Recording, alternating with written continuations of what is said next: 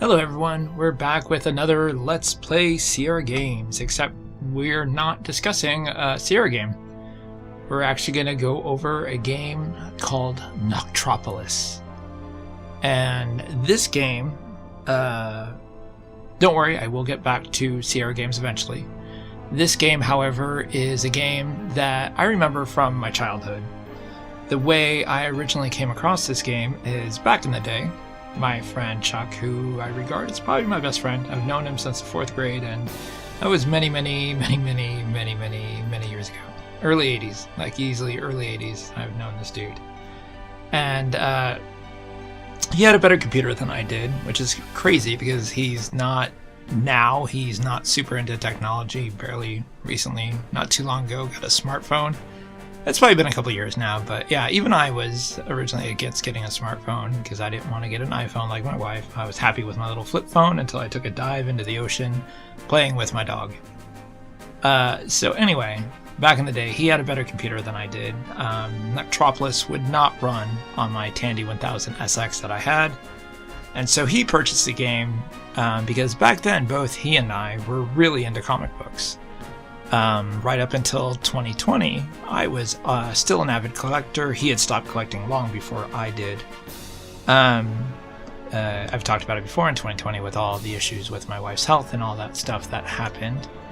So that's why I stopped collecting in 2020. But back then, we were both avid collectors of comics, and so in reading the description, Noctropolis in the adverts of magazines talked about how you are this character who slips into a comic book world and you become the hero.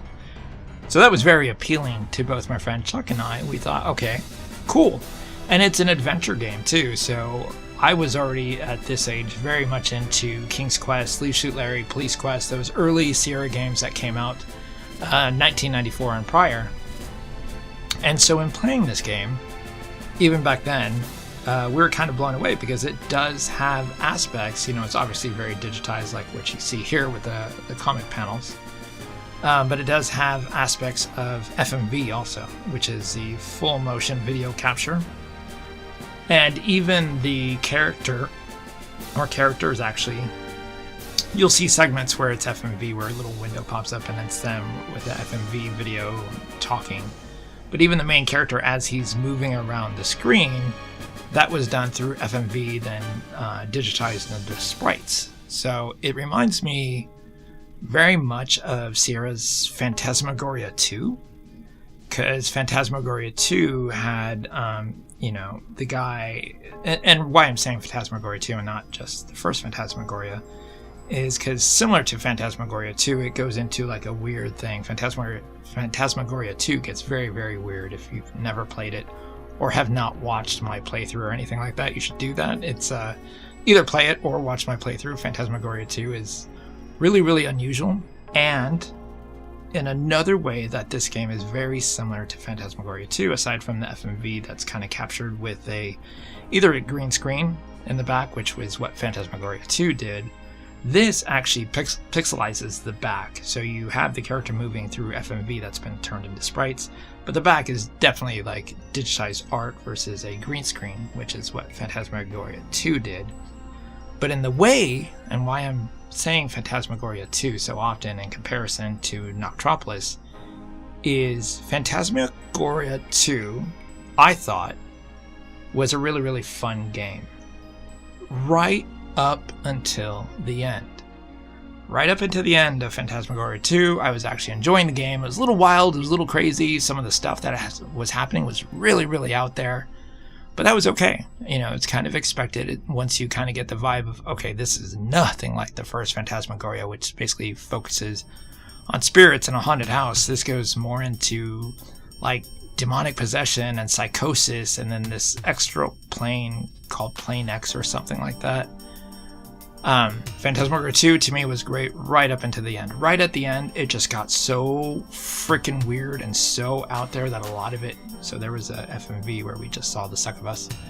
It just got so wild and weird that it seemed very disconnected from the rest of the story. And I feel like Noctropolis does the same thing. Right up until the end of this game, I would have easily rated this game probably like an 8 or a 9.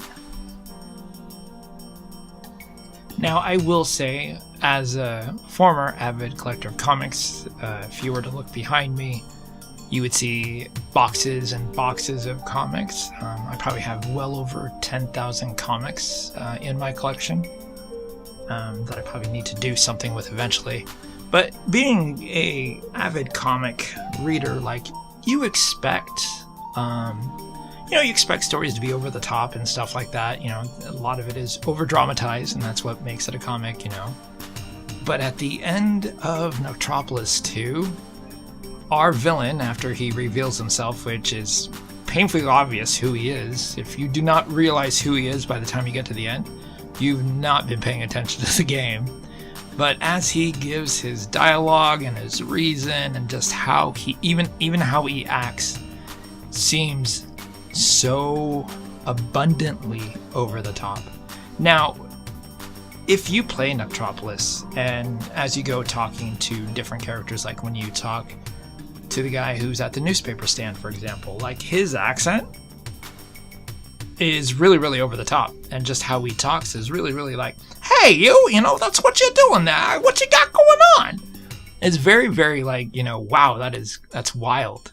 And I have a feeling the directors, if you will, of Noctropolis probably said, have fun with it, be a little bit over the top and, a little dramatic to give it flair and, pop interest versus, oh yeah, I've seen that before.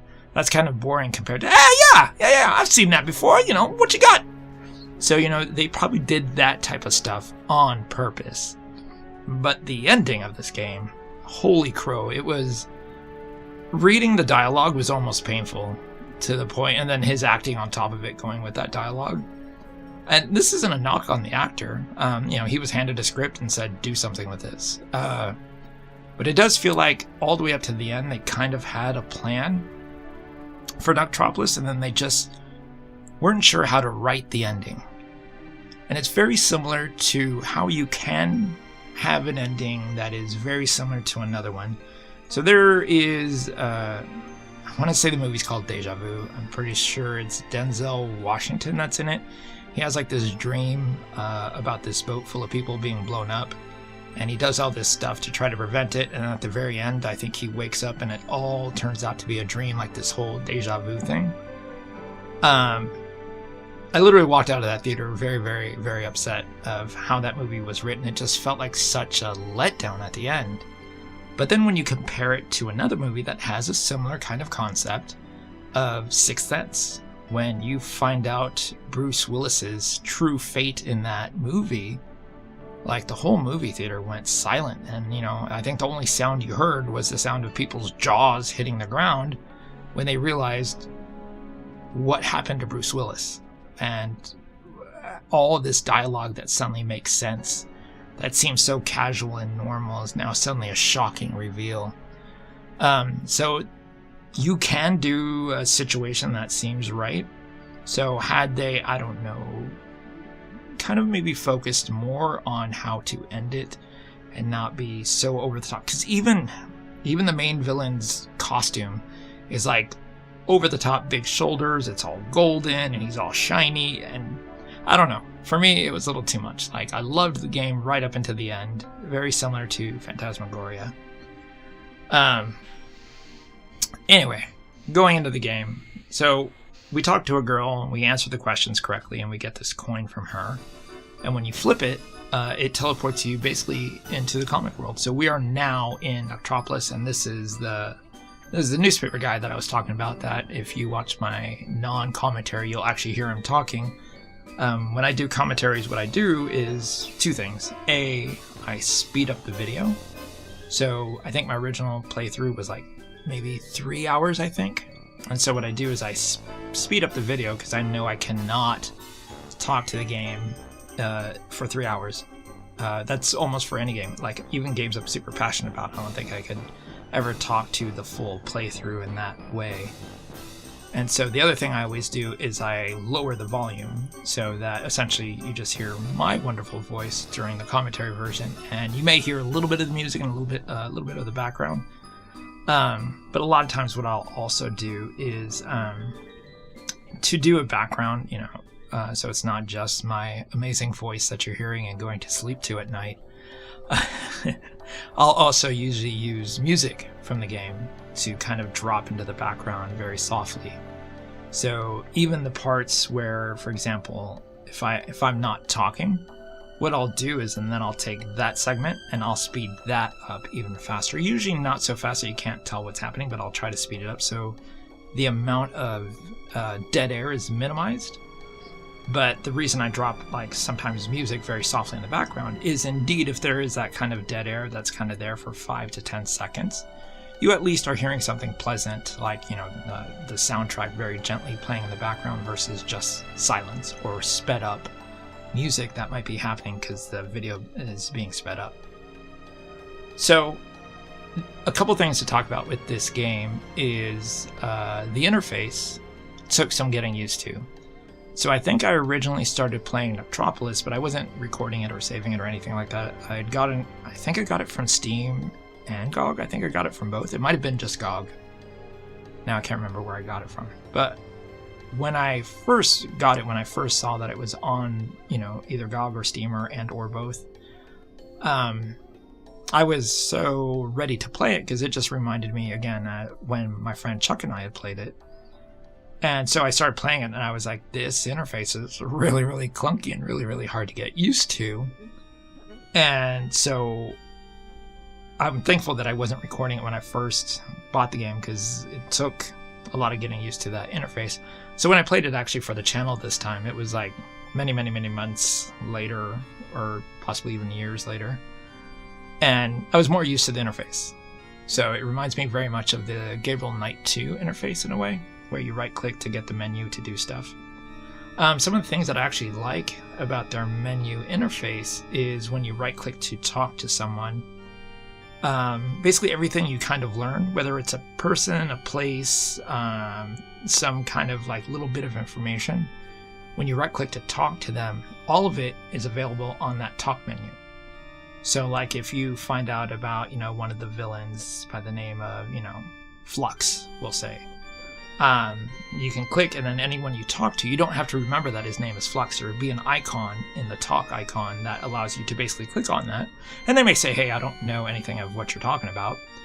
But the fact that you don't have to try to remember all these little details, like everything your character learns is something that he can basically ask about. And I thought that was a cool thing to do because a lot of times you might, in other games, you might learn something and then as you go to talk to other people, they may have information for you, but if you don't remember who it was or what the name of this place was, or if it is at all significant, you may never ask this other character this information, and they may have just little bits of information for you. So I thought this interface method of being able to right click and have all the people's faces and like the little icons to say, oh, this is this place, and I can ask them about it, and they'll be like, oh yeah, that's a club down the street or whatever.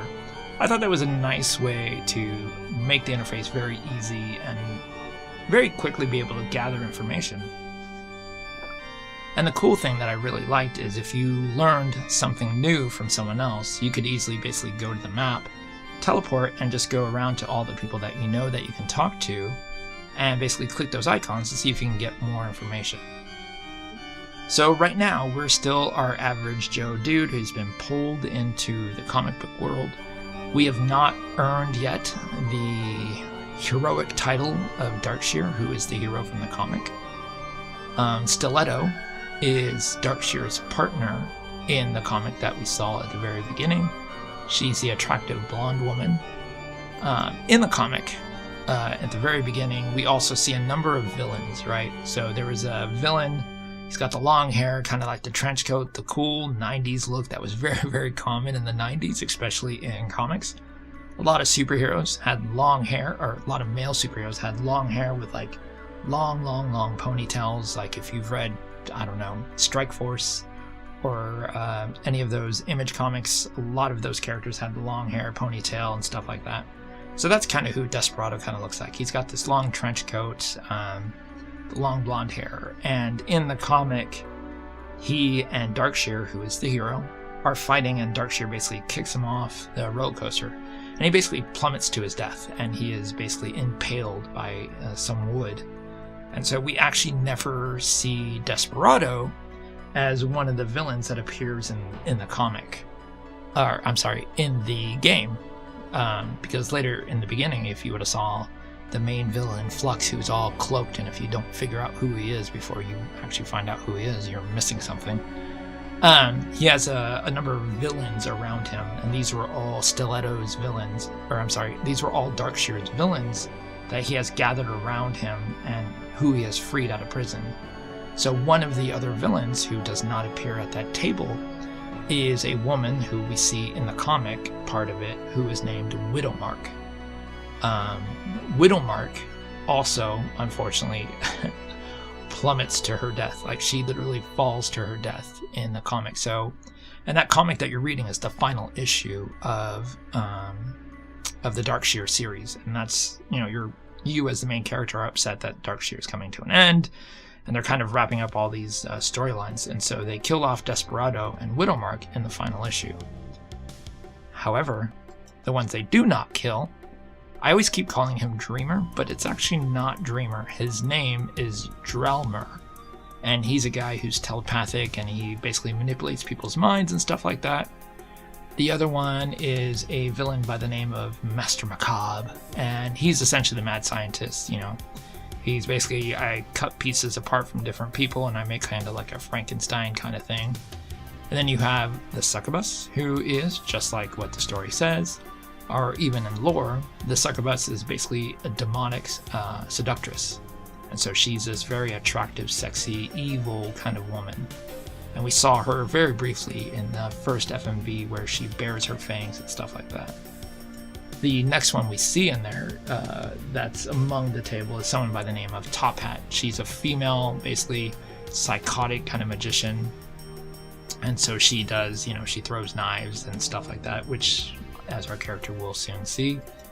And another villain was a guy by the name of Green Thumb. And he basically controls plants, creates toxins from plants, and does crazy stuff like that. He's very much similar to a very, very ugly version of Poison Ivy from DC Comics. And then you have the main master villain, the one behind it all, a gentleman who's cloaked from head to toe by the name of Flux. Very similar to how Darkshier was cloaked. So that might tell you who Flux is. I might be spoiling it for you, but maybe not. Anyway, so here we are. We're now in the chapel. One of the things, speaking of this chapel, one of the things about this game, while I was rambling about the other villains, this game does have, at least I can think of twice right off the top of my head, where you have to essentially pixel hunt. And what I mean by pixel hunt is you have to click on a certain thing in a certain way to get it. So outside the chapel, you saw the gargoyle demon flying in circles, and if you try to walk in, he basically kills you, which happened to me, and then basically had to restart and start over. And one of the things you can immediately see while you're there is there's like wires over to the left side of the gate. So you know, okay, I'll go pick those up. So, you know, this is an inventory item to use. And then right at the right side of the wall, there is a small, basically, box, which looks like a electrical outlet. And sure enough, if you open up, that's what it is, and you can connect the wire to the electrical outlet, but you can't throw it. Which to me makes the most sense. You've got it charged, you just throw it. But no, you also have to click on one of the gate pieces, the metal rod of the gate, and a certain one only that will break. It's just not any of them will break. A certain one you have to click. So there is some pixel hunting as you have to go through each little gate, which is not super obvious as to what to do. And then you take that, tie it, and then you throw it at the gargoyle, and then that will kill the gargoyle, which allows you to come in here and talk to Father Desmond. Father Desmond is blind, but he is also on your side, and he explains essentially the Succubus, who is one of the villains, had trapped him here by setting up that demon from preventing anyone from getting in and anyone from getting out. So now that you've taken care of the demon, things should be a little bit better. And he basically tells you about Stiletto, and then you can go here to Stiletto's place.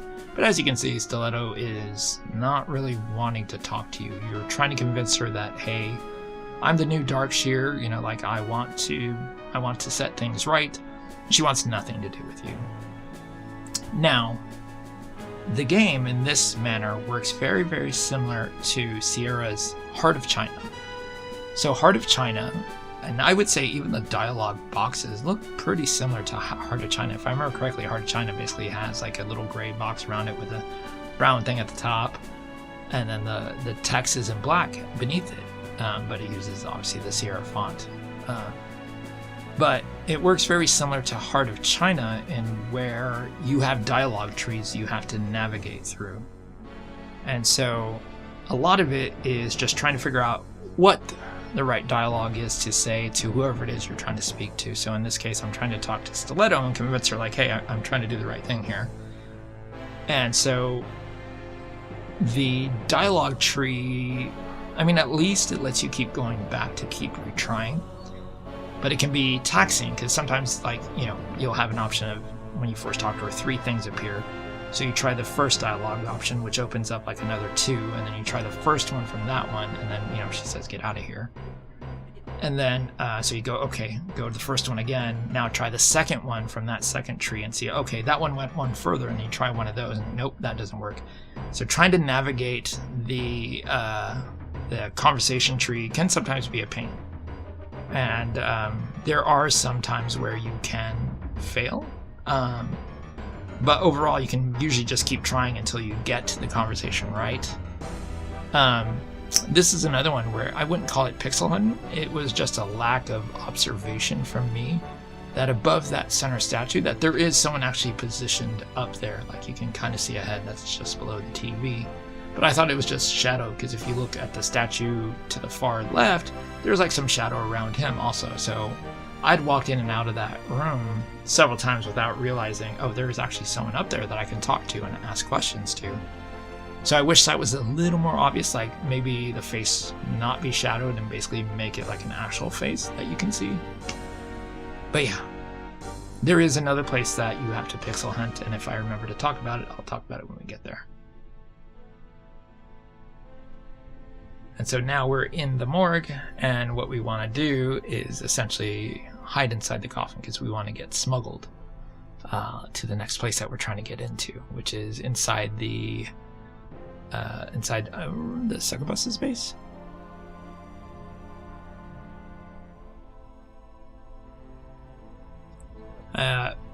This part with this guy, with this officer, this took so long to finally get by. And if it's not obvious, I've talked about it with my other commentaries, but if you're brand new, this happens to be the first video that you're watching of mine, you should go back and check out the other ones because you can listen to my amazing voice. If I only believed that my voice was amazing. But when I play these games, I do not use a walkthrough when I play them. And the whole point is basically like, I want to basically recapture, relive what it was like to play these games the first time before there was an internet. Yeah, you know, I was around before there was really an internet. Thanks. Back in the day, just to age myself, I used to be an avid person who used to log on to local BBSs, which is a bulletin board system, which is basically a computer that you would dial into, and it would have some software running like Renegade or WWI4 or some WW4, some people call it. And so before Sierra even used to run a BBS that you would have to log into to try to get hints and basically talk to people that way. I eventually even ran my own BBS out of San Diego for a while, which was originally Renegade, and then it became WW4 version. And when I moved to Tennessee for 2.5 years, I ran a BBS through there. And then when I left Tennessee and came back to San Diego, I continued to run the BBS for a while before, essentially before social media really took off. Like when Facebook and Twitter, now X or whatever it's called, when all those took off, like a lot of BBSs died because people just preferred using that form of platform for social media. But yeah, my whole point to that was I like playing these games to try to relive and recapture the struggles I had back then, and to see if I'm smarter today to figure out some of those puzzles. In some cases, I have learned a little bit, but in some cases I have not. Alright, so we have just encountered the succubus, and you can see down in the lower left-hand corner, we now have a timer. So we have just under 7 minutes to find a cure for the bite that we've been given, or we will die. The game ends. And very similar to essentially any Sierra game, you want to basically you want to click on everything to try to pick it up and see it, and if you can't, if you seem trapped, do exactly what I just did there and just try to move everything, start moving candles to see if that reveals a secret passageway or something like that. But yeah. And here we find the succubus's diary, and she talks about how she hates Desmond and how he held her prisoner, basically kept her at bay, and how she wanted her revenge for banishing her. So Succubus really has it out for our priest, Desmond. And she, even though we've beaten the gargoyle / demon that was outside, she doesn't give up. She comes back for Desmond in a little bit. And so when we go inside the chapel, we can see that Desmond is outside, so something is already different.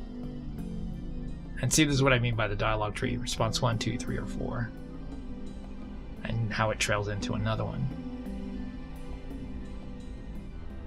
And you can see some water over there. Let's see.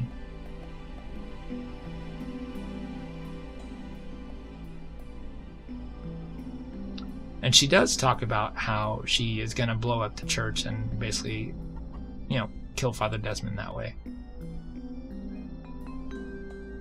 And as we start moving stuff, we start discovering that we now have bombs here. And it's interesting because Noctropolis has several times where you can get an inventory item that you never use. For example, that bomb is never used. And what is also more interesting is when we encounter Top Hat a little bit later, she says, hey, go get this, I don't know what you want to call it, basically the thing that is in a telescope. I guess it's like a telescope lens, but it's for a huge observatory. So I don't know if that has a different name, but essentially a giant telescope lens. And so there was a succubus. We got some holy water splashed on her, and she fled, and there is Stiletto, who showed up to help fight her. But going back to the inventory of where you go get this lens for Top Hat, even though she captures you after you've done what she's asked, the inventory item stays with you, so that was weird. And then, so after the succubus is defeated, Stiletto shows up, and you basically have to prove yourself to Stiletto. So you kind of fight back and forth, which is pretty wild. But then, once you prove yourself to her, she basically shows you how to become Darkshier. And basically, that black liquid pool that's around is what heals you. So several times you will be wounded and need to retreat here to basically be healed. And so over on that panel, you can see that right panel is kind of open, which I failed to notice that time. But you can see this time Stiletto has her drink, but she's not cupping it in her arms like she was before. So she's doing a little bit better. So here she is back.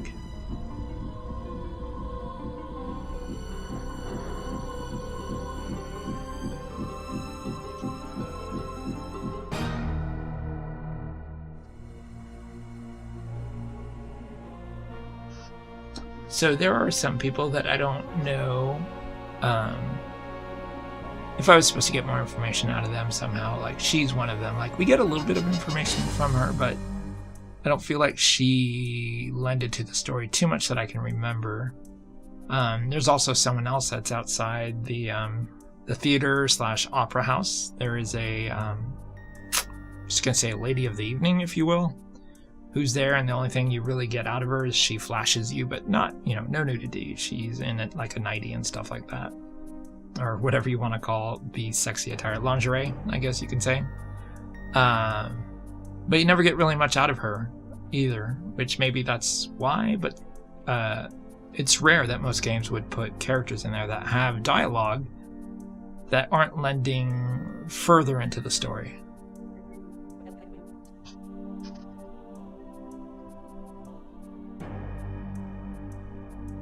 You know, it's funny that on that street that we were just on, I tried to get into the Ritz and a few other places, but later on I failed to notice there is a side street area that I was completely oblivious to and missed a number of times. So we opened that panel finally, hindsight being 2020, and we are able to get the Darkshier costume. So there's a little panel on that door. If you click it, now we have the I guess you could say the cross, the symbol of the Darkshier.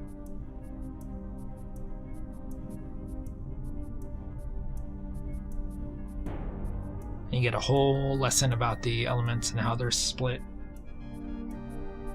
in the Omniverse.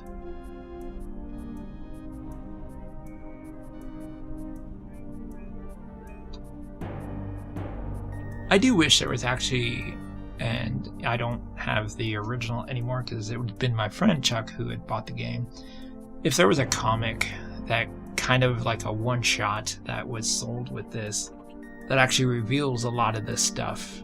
Because there seems to be a lot of lore in Noctropolis. Like as you talk to the woman at that house that I was just talking about who doesn't really give too much, you learn that her husband was a part of this thing, and he kind of disappeared after the accident, the event that essentially created this cloud cover over Noctropolis. And that's why there is this tower that's being built that is supposed to go above the clouds and harness the light or whatever. And so that's kind of what you're trying to figure out, is what is up with this tower that's being built. It's very unusual and very out of place. So I do wish there was something somewhere that basically broke down all the lore that is in Noctropolis. I just don't think the game sold well enough. Although, interestingly enough, is the developer, I believe it was, got the rights back to the source code of the original Noctropolis, and they actually updated the source code to C++ or whatever in 2015, I want to say. And then they were basically able to release it to modern machines. So that's how we're able to play it now. This is actually a recreated version from newly sourced code that was based on the original code of Noctropolis, which I thought was a cool little fact that I discovered.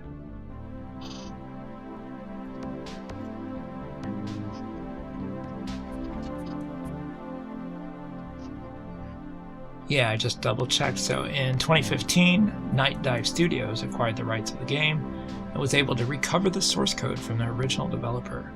The game's assembly code was ported with the help of the original developer to C++ to port the game to modern platforms. On September 3rd, 2015, the enhanced port was released to Steam.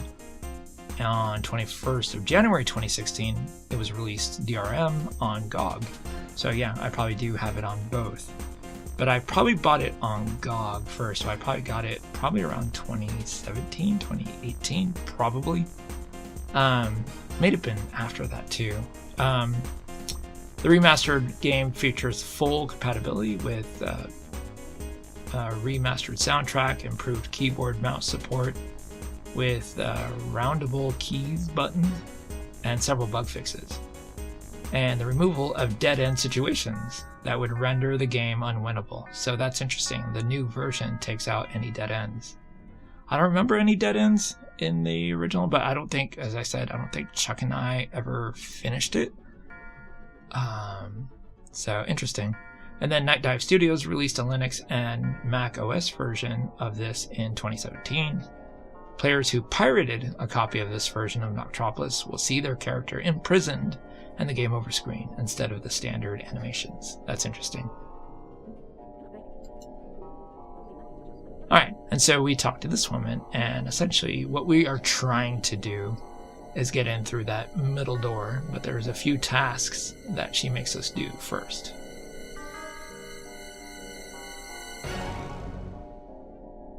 Again, I was stuck here with this police guy, or this guard, for so long.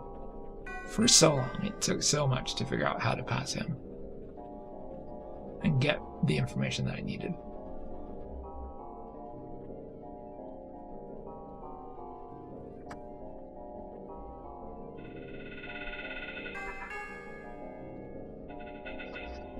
Side note unrelated to the game. As I've already said in this commentary, I live in San Diego. Even though it is 7:08 p.m. at this time right now as I'm recording this, I have all my fans in my room turned off. It is summer because it is July. So I have all my fans turned off so that no or less amount of background noise gets picked up. Because I have a fan literally sitting on my desk. It's a small fan that I usually turn on to keep myself cool. And I also have a fan down by my feet that basically keeps either me or my dog that usually lays right in front of it cool. I have no fans on, and let me tell you, it is really, really hot in my room, which is kind of ironic because the scene that we're at is totally unintentional now that I'm looking at where we're at in the game. This scene here is because the air conditioning in the game, this guy refuses to turn it on or refuses to fix it. So the girl at the front desk says, hey, can you do something about it? And so we send Stiletto to basically go flirt with him, and then she just ends up punching him. And then we just need to press that button to basically turn on the AC, and then that helps move it forward. So that was actually unintentionally well-timed. And so now that we've helped her with the AC, we can go talk to Mr. Jenkins. And you will see that Mr. Jenkins is a little bit of a klutz with that clock of his. And so we're basically trying to talk to Mr. Jenkins to see if we can go to the top to speak with, I want to say her name is Miss Soho. I could be wrong on her name. But essentially we want to get up there and talk to her because she supposedly has some information about this newly constructed building that's being made.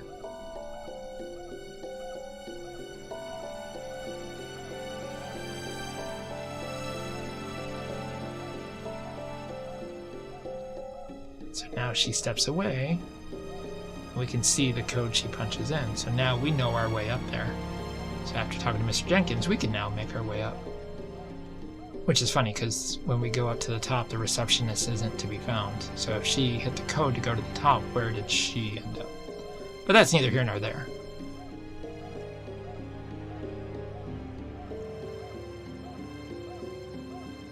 Alright, so we're still trying to find out about this mysterious tower called the Sunspire Tower and her involvement in basically helping in its construction, but she refuses to basically explain who her clientele is and who is behind it.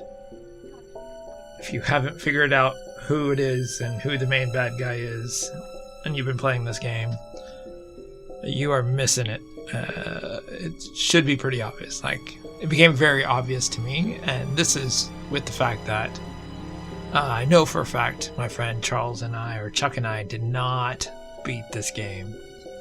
I think this is as far as we ever got, because what happens after this, I don't remember ever doing back in the day, back when Chuck first got this game. So I think the furthest we ever got was getting into this tower, but never figuring out what to do next. And I don't know if that's because we just gave up on the game, or if like another game came out like Phantasmagoria 2, or either. Because ironically, I played both Phantasmagoria 1 and Phantasmagoria 2 on his computer. I've already shared a fun memory I had with Phantasmagoria 1 in my Phantasmagoria 1 playthrough, so... oh, and earlier I was talking about where I totally missed that there is an area, like I tried to get into the Ritz where the newspaper guy is at, but over to the left you can see where these neon lights are, the pink-white neon lights are. I did not know that. You can see them flashing there. I didn't know that was actually a place you can go into. And so I actually ended up talking to this guy a few times. And he kind of alludes that, hey, the guy kind of just now goes to a bar and just basically drinks his sorrows away. And I couldn't figure out how to get to this bar. And little did I know, it's on that same screen. And it's right there. I feel like that is perhaps... that is the bane of... for me, some adventure games, is sometimes the path that you're supposed to take is not always clear to you. So, for example, I almost called it Echo Quest, but in Eco Quest 2, when I was climbing the tree, one of the veins that I talked about was you have to climb all the way up to the top of this tree, but where you click depends on whether or not you move. So you can even be clicking up and he won't go there. You have to click in a specific way to get him to climb up the tree. Same thing happened in the Telwinium. In the first Telwinium game, I felt like I was stuck. I couldn't move, and so I just got to a point where I was just randomly clicking, and suddenly he walks up, and to me that view was obscured by these rising stones that don't make it clear that there was a path there that leads to the graveyard. Once you see the graveyard, something triggers, then you go back, then the event starts moving forward. Same thing kind of happened here, in which it wasn't super obvious that I had to go to that bar to talk to the guy in there and get further information. But here we are. We're actually going to deal with Green Thumb next. As you can tell, this looks like a greenhouse, and what better place to find Green Thumb? Green Thumb was probably one of the easier villains to get by in this game, because when he traps us and stuff like that, and you basically get injected with, I believe it is some kind of poison or toxin from a plant, and you have a timer again, I got out of it fairly quickly. When I fought Top Hat, who is the magician, who I believe she is after Green Thumb, it took me a while to figure out how to actually getting captured by her was pretty easy. And then getting the telescope lens was, there was a timed event, so you kind of have to do this thing, but it was relatively easy.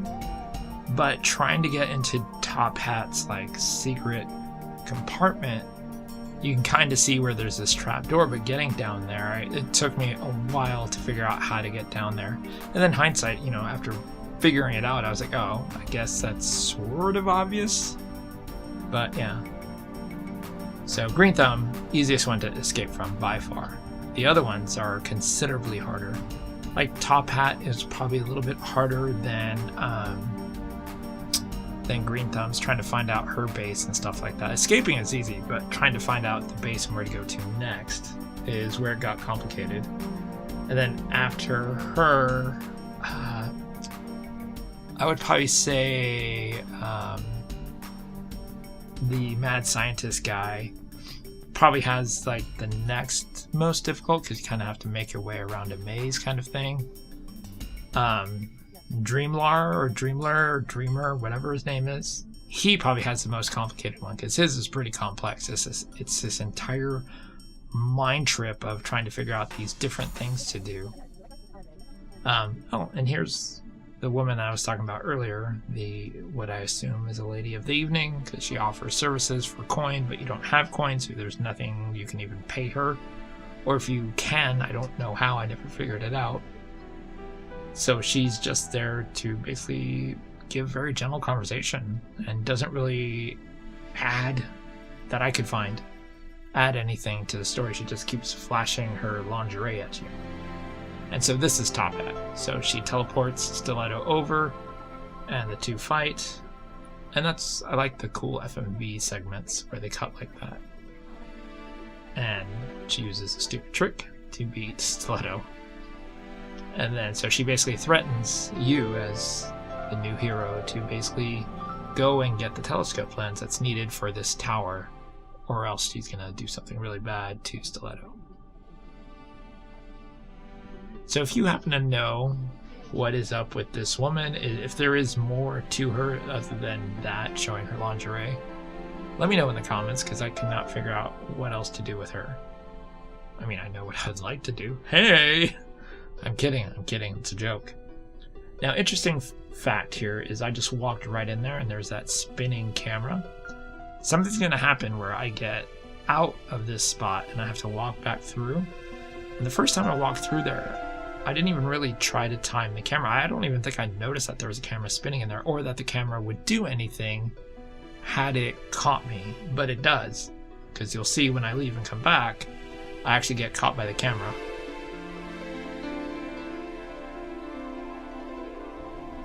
And see? So the second time when I go, I didn't realize that I had to time it with the camera. And so now we have like a little thing to get into the observatory. And this is one of those, I mean, I guess that camera's a timed event. There's another one with a spinning fan in a sewer when you're escaping Mr. Macabre or whatever you want to call him. So there is this timed one. It's kind of a pain because you have to dodge the 3. It's either 3 or 4 lights. It's 3. And so the way you want to move is to the telescope, to this, I'm going to call it the south wall, the wall closest to you on the screen, and then over to the stairs.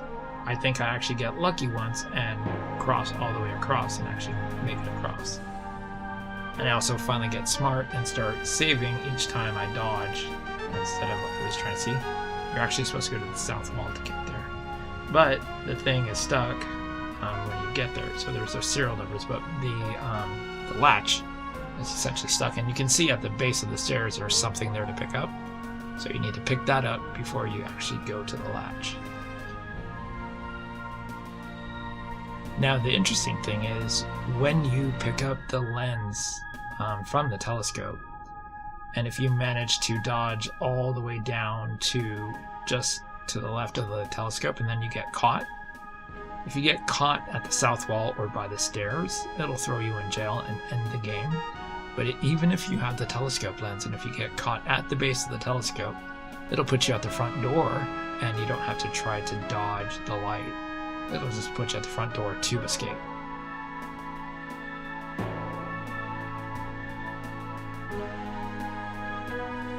I don't know why I was insisting to just try to walk across instead of just going the correct way, which I finally do. And so you'll see, you'll see it eventually where I am at the thing and I get caught. Even though I have the lens, it lets me proceed. See? So when I restored after getting caught at the left of the telescope, it put me right by the door, so I could literally just walk right out. And so now that we have the lens, what's interesting is she does this thing where she chucks a bunch of knives into us.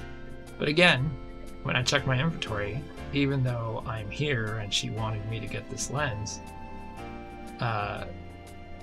she never takes it from me. It stays in my inventory.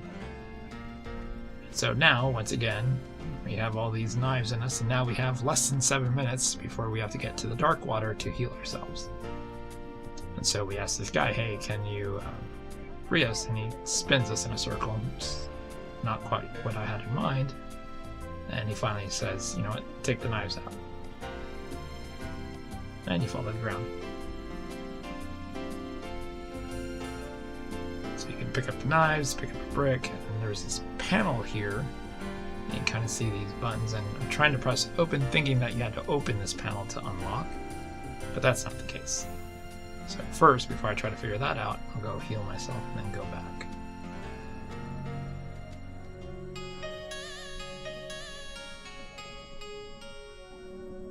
It's cool that you can actually see the blood on the stage.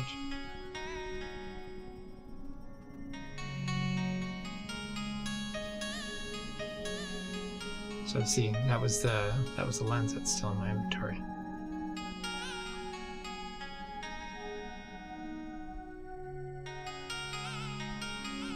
Alright, so we're still trying to see if we can find our way in. And so we've opened the trap door, and when I try to do go to, it doesn't let me down there. So the trap door's there, but I can't go down. So this confused me for a little bit. So I thought, okay, close it. Go maybe stand on the trapdoor and then throw the brick. And why that logically works, I don't know, because you have to wonder, how does Top Hat go down here? Does she throw a brick at the button every single time? Or does she have perhaps maybe a remote control, which makes more sense? I just thought that was weird. And so every time you do it, if you want to head back down, you have to grab a brick again and then throw a brick. And so we can kind of pilfer through, and when you move or close, you discover a secret panel. And that was pure luck. I was just trying to see if there was anything to search in the clothes, like a remote control perhaps, or something along those lines. And so we can see a couple of pipes, and a door is locked. So, let's see, there's the telescope lens. And so you can see something sitting on the pipe right there. And so screwdriver, we can unhinge it, and then there's bricks there. And so this, like I said, getting away from Green Thumb was pretty easy. Top Hat was a little more difficult. So there's a pipe there that you can turn, but it really doesn't seem to do anything. So, you know, you have to turn it in a specific order for certain things to happen. And again, that took me a while to figure out. Like, I struggled here for a while. So you can see how quickly I got away from Green Thumb, and figuring out how to move through Top Hat's area considerably harder. But we finally get through, and we burst through that door, and then we have some guys out here just sitting around this bonfire. And when you question them, you can ask them about if anyone's come through, and they will give you an answer if you give them something that is beneficial to them.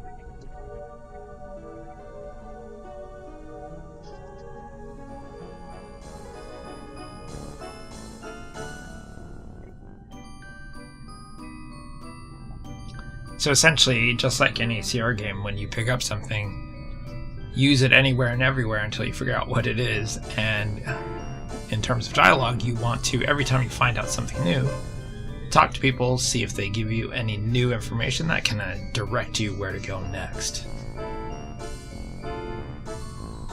Let's see, finally, I noticed that that is somewhere we can go. And here's the drunk guy who's super bitter and angry at the world. If I remember correctly, his story is that he was in on the Sunspire thing and then pretty much got removed from it.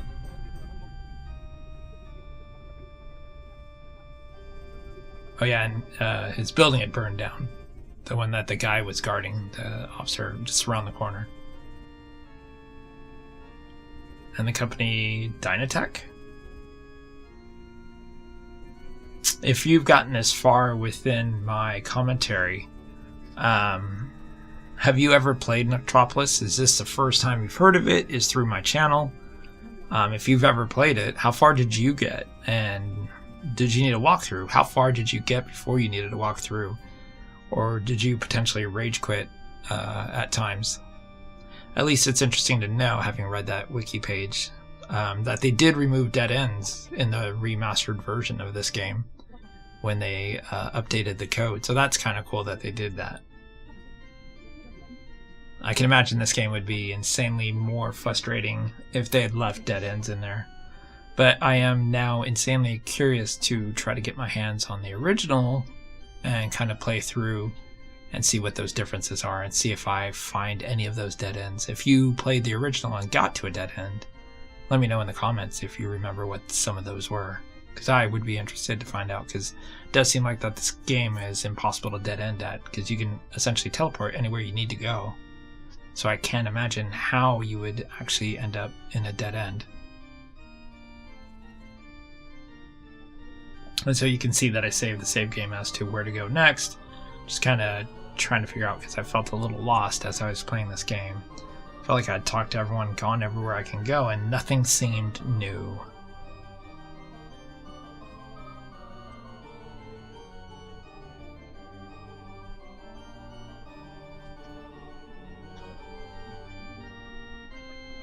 So now we go to the butcher, and this took a second, but butchers often put fish in newspapers, and we got the newspaper pretty early in the game.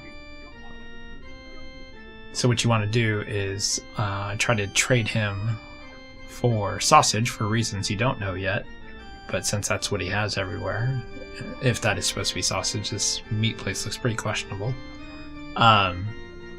You basically just have to give him the paper, and he'll say that he has use for it.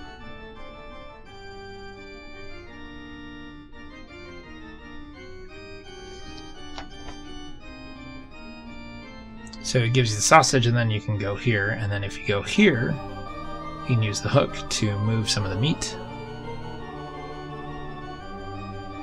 And when you do, you'll find a hidden passage which will lead to Mr. Macabre, or whatever his name is. I am telling you, that butcher scene is pretty gruesome.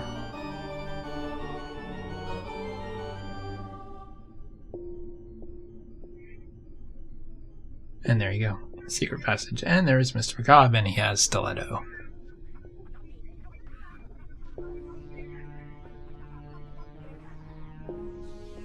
And then you are knocked out with gas.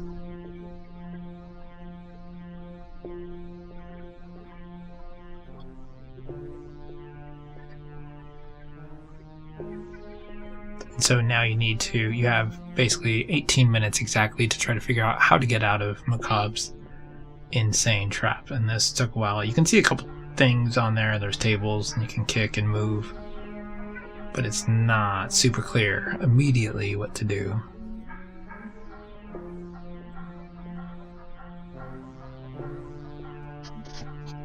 So we kick over the beaker, which basically helps free Stiletto, and then Stiletto helps free you.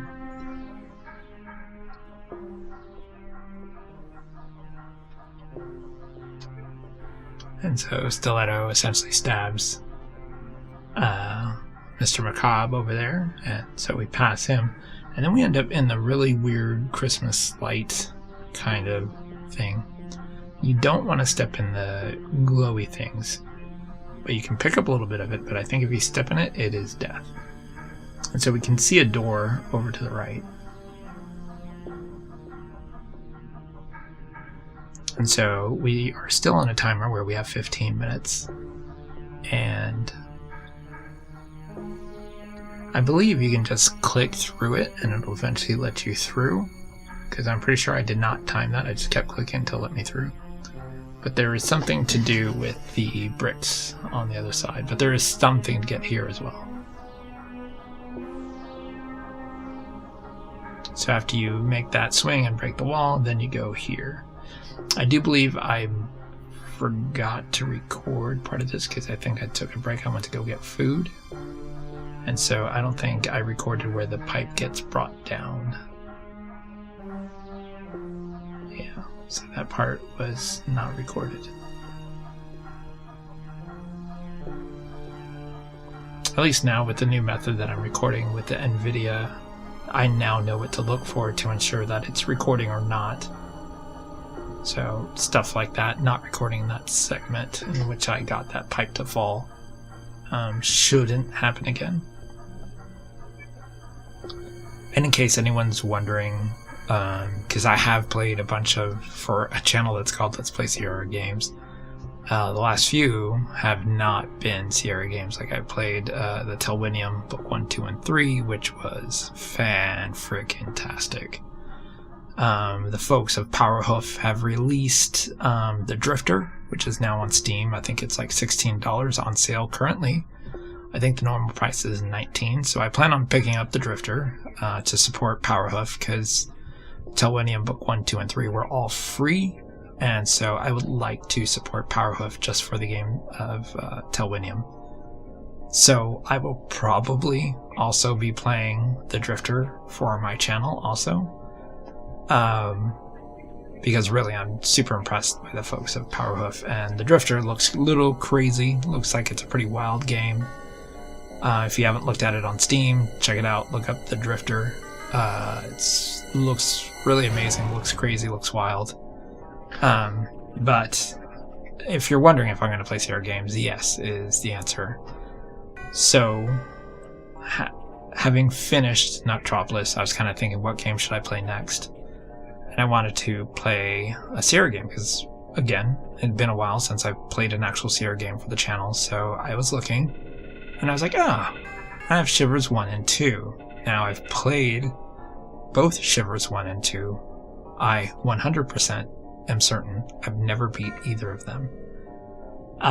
So I started playing the first Shivers. Now, if you've ever played Shivers, it's different than your standard Sierra adventure game. It is the first-person perspective, and the riddles in the game are more akin to, I was going to say Myst, because Myst, it's got the same kind of feel and vibe where it's that first-person perspective and you're moving through.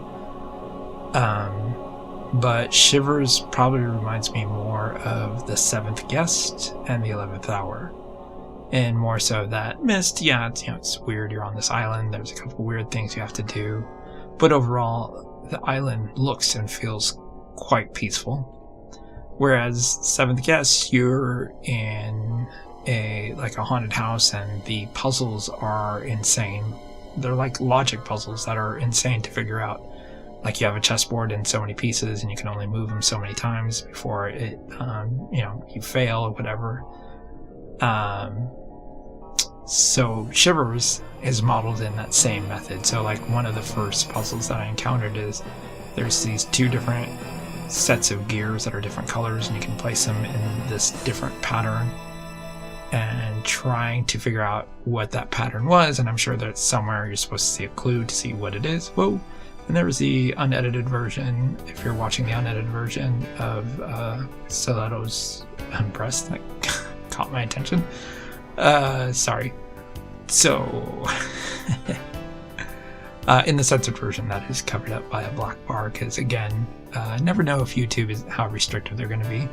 I didn't want to play or do a commentary on a game and have them yank the whole thing down because of 2 seconds of digitized breasts.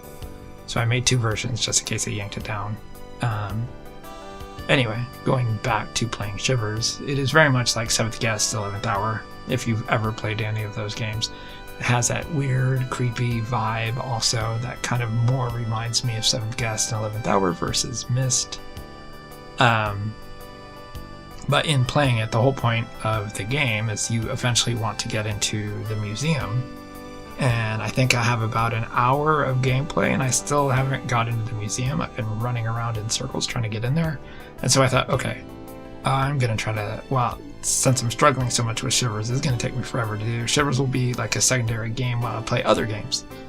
So I started playing Willy Beamish, and Willy Beamish operates the same way of Heart of China, which, not a surprise, they're both biodynamics and very similar to this game. Sorry, we're now in the Dreamer or Dremlars area. That's what this whole tongue thing is. But it operates in the same way that you have your dialogue trees that you need to make your way through. And very similar to Heart of China, you can not dead end, you can actually end the game very, very quickly. So, for example, one of the first things that happens is you, as Willy Beamish, end up in detention, and you can fake that you're sick. If you can convince the teacher, she sends you to the nurse. And if you say the wrong dialogue tree to the nurse, you end up at the hospital, and then the doctor is crazy, and then that's the end of the game. So you can literally reach the end of the game within 5 minutes of playing Willy Beamish, which happened a few times. There's a few different areas where that can happen. So I am currently playing Shivers and Willy Beamish off on the side and struggling through both of those games, but enjoying Willy Beamish overall.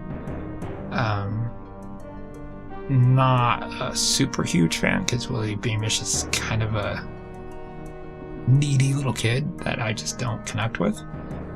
I'm sure I was a needy kid when I was his age, but now I'm like, God, this kid's such a pain. But the cool thing with Willy Beamish is it operates very much like Legend of Carandia Book 3, where as Malcolm you have your choices to give a good response, a medium response, or kind of like a jerkish response. But here we are, we're back in the Dreamlar thing. We have defeated the little demon that had the baby. We got the item here. And so now we're almost ready to get out of the dream segment.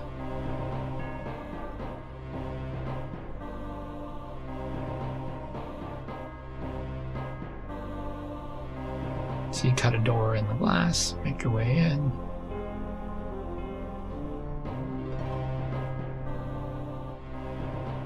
Knock that over, gather some of that.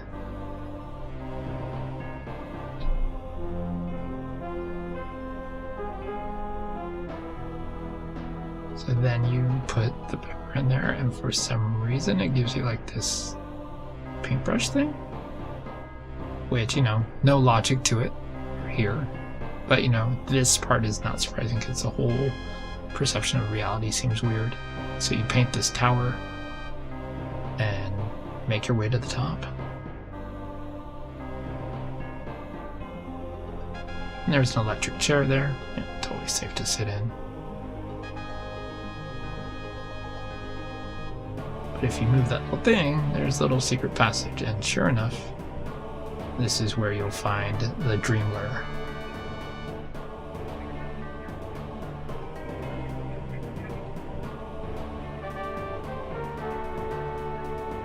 And he basically knocks you off to your death, but you don't die.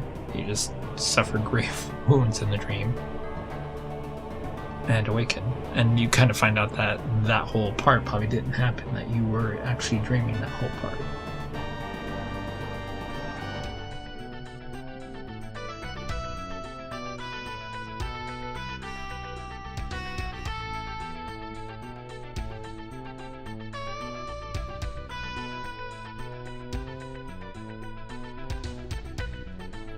So this is one of the spots where he talks about the manhole, but you can't quite get a hold of it, and you have to pry one of those bars. And then you can go down the manhole. And Stiletto says she'll wait at the top. So you kind of have to sift through the junk that is where the chairs are and kind of move things around.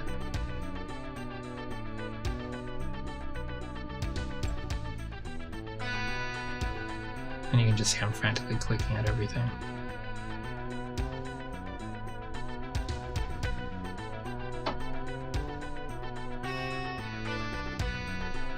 And then when you put the fire thing, or the wood into the fire, it opens up the panel and you go down here. And this looks so weird that everything looks so realistic.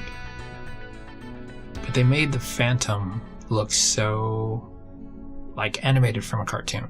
Like, that Phantom literally looks like he is from a Scooby-Doo cartoon, whereas everything else in the game has looked fairly realistic.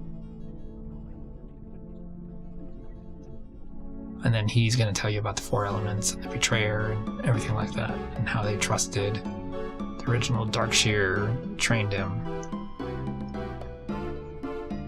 and how he was betrayed.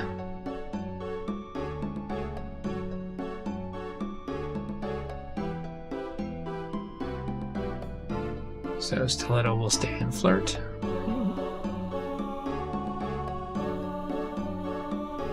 So we know we have to get to the top of the tower, just can't figure out how to get to the top of the tower. Figured it would be through that construction site, but apparently that only goes 1 floor up.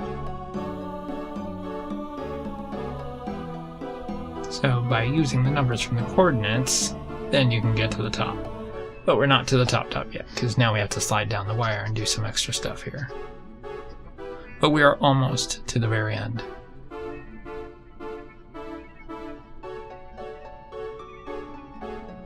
So you have to use the meat hook to slide.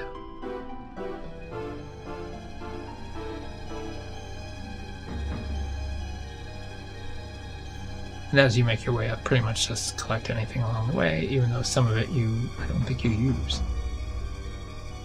So this part I was not a fan of. As someone who is an avid dog person, I did not like this part.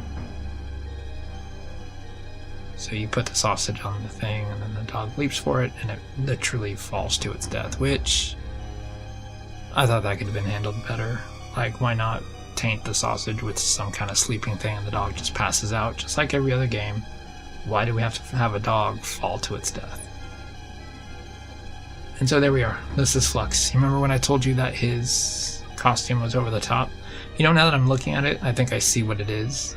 I, myself, was never a big fan of the Power Rangers, and that's what he looks like to me. It looks like he is the white/gold Power Ranger, and that chest piece looks like he has huge boobs. So you talk to him, and he talks about how he released all the villains. It was all part of his plan. He was the original Darkshier. Stiletto is a wash-up. You're a nobody. His light, he's going to absorb it all and become the ultimate being. That's why there's sun and flowers and the telescope lens that somehow he's using, even though it's still in my inventory.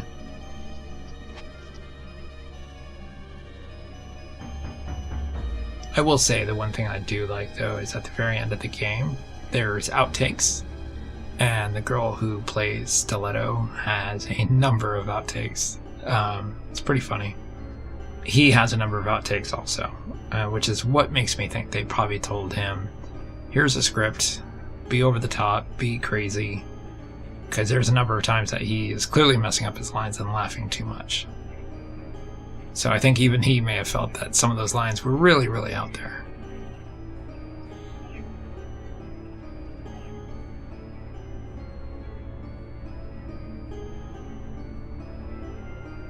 So as you can see, I'm no idea what to do. I'm just randomly clicking.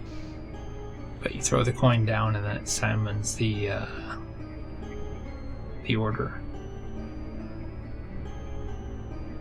Who, in the end, basically apparently cuts his head off after you are imprisoned. So in the end, you don't even get to be the big hero.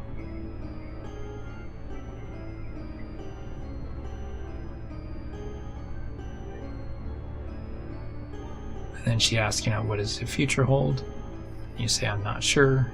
And then the new adventures of Darkshier. So the comic continues by Cygnus Comics, which is funny because the company that Roberta and Ken started with, that other person was called Cygnus.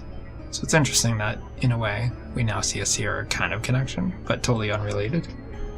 But here's those outtakes that I was talking about that you see during the credits, and I thought that was pretty cool that they did this. So I thought that was fun. So if you enjoy outtakes, definitely watch my normal playthrough. Ideally, you can watch the whole thing. That kind of helps my channel out. Or you can just skip to the end and see these weird outtakes. If you have not already, and if you are so inclined, I would love if you would click the old like button and click the subscribe. It helps the channel out. Monetizing it and stuff like that, trying to get what I can. If you've watched any of my commentary, I've already talked about this, but my wife in 2020 had an emergency health issue and she is no longer able to work, and I am the sole provider here, and finances are tight, which, as I said earlier, which is why I don't collect comics. A lot of my hobbies I had to drop because it is just my income now. So where I can, I'm making little money here and there on the side on top of my normal 9-to-5 job that I have. For example, I do some writing at DM's Guild. So I write like character backstories, and I've written a single adventure. It doesn't get me much. It's like maybe sometimes $20 every couple of months, because I sell the backstories for like $1.50, I think, is the total I get out of it. Or I get 75 cents out of it because I get 50% of the commission, and then DM's Guild gets the other 50%. So wherever I can, I'm just trying to pick up a little bit of money. I recycle cans like crazy. And by recycle, I mean actually take them to a recycling center. So yeah, not joking when I say every little bit helps. So if you'd like to help out, please click the like and subscribe button if you have not already. If you know of anyone that enjoys commentaries or video games, share my channel with them, and hopefully they also click like and subscribe, and let them know, hey, this guy's really cool and he's really fun, and he could use our help. And I would truly, truly appreciate it. So until the darkness claims you, may Darkshier always watch over you. Bye. Love you all.